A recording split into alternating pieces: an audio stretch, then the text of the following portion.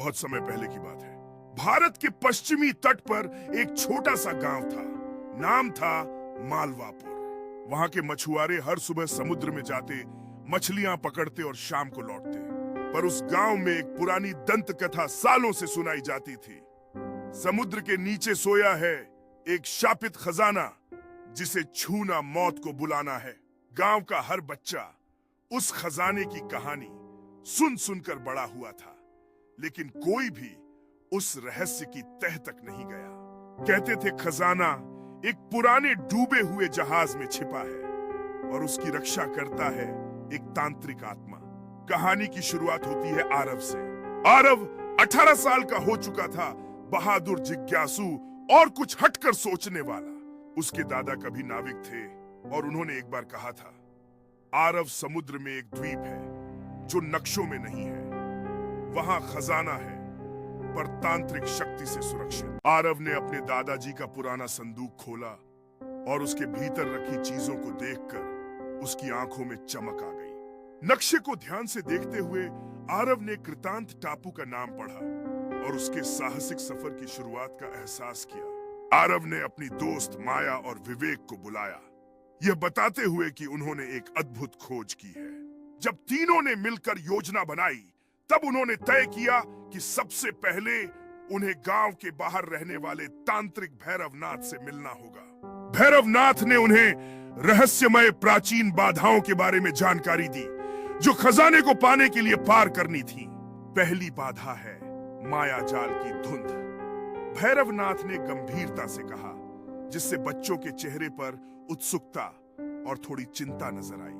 दूसरी बाधा लुटेरों का शापित जहाज है, जो समुद्र में माया के जाल का इंतजार कर रहा है, भैरवनाथ ने आगे बताया। और अंतिम बाधा है समुद्र के अंदर तांत्रिक द्वार। भैरवनाथ ने उन पर गहरी नजर डालते हुए कहा। जैसे ही उनका जहाज समुद्र में गहराई की ओर बढ़ा, आसमान काला पड़ने लगा। चारों ओर एक नीली धुंध छा गई। माया ने डरते हुए कहा, ये तो वैसी ही धुंध है जैसा दादा कहते थे। आरव ने मंत्र पढ़ा, ओम रक्षाय नमः अग्नि ज्वाला स्फुटाय। और जैसे ही मंत्र पूरा हुआ, उनकी नाव के चारों ओर एक चमकता घेरा बन गया। धुंध पीछे हट गई। वे जानते थे यह तो सिर्फ शुरुआत थी। अब उन्हें अपनी यात्रा में और भी गहरे रहस्यों का सामना करना था। जैसे ही नाव ने नई दिशा में बढ़ना शुरू किया, एक अजीब सन्नाटा छा गया। अचानक समुद्र की सतह पर एक हलचल हुई। फिर एक विशाल समुद्री जीव अचानक पानी के ऊपर उभरा। आरव ने चौंकते हुए कहा, क्या यह वही जीव है जिसके बारे में दादा ने बताया था? माया ने भयभीत स्वर में उत्तर दिया, हाँ, लेकिन यह तो और भी बड़ा और खतरनाक लग रहा है। आरव ने साहस जुटाते हुए कहा, हमें इसका सामना करना होगा। उन्होंने अपनी विशेष मंत्र और तांत्रिक कवच को तैयार किया। जैसे ही मंत्र का उच्चारण हुआ, चारों ओर ऊर्जा का एक प्रवाह पैदा हुआ। एक टूटा फूटा काला जहाज समुद्र के थपेड़ों में तैर रहा था। उसके अंदर से एक खौफनाक सन्नाटा महसूस हो रहा था। जैसे ही आरव का जहाज उसके करीब पहुंचा, लुटेरों की हड्डियां चटकने लगीं और उनकी आंखों से नीली आग निकलने लगी। कप्तान झारूक, जो हमेशा से खजाने की लालच में था, अब एक तांत्रिक श्राप का शिकार बन चुका था।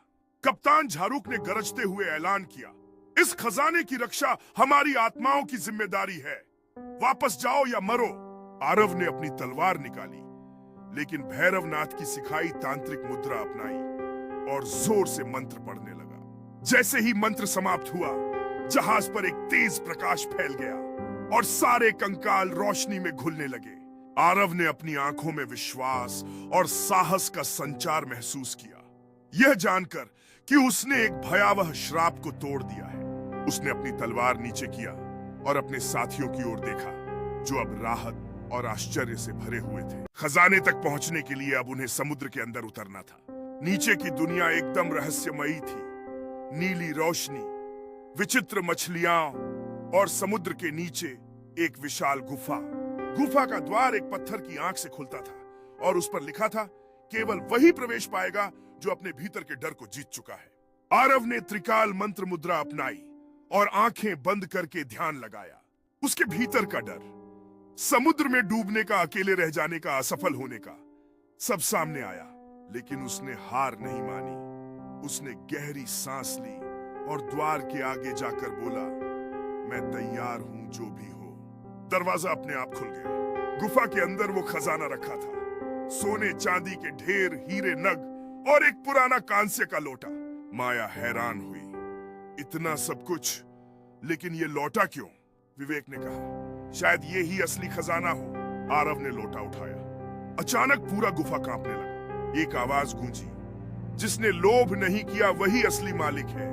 ये लोटा अमृत है, जो इसे पिएगा उसका दिल और दिमाग उज्जवल हो जाए।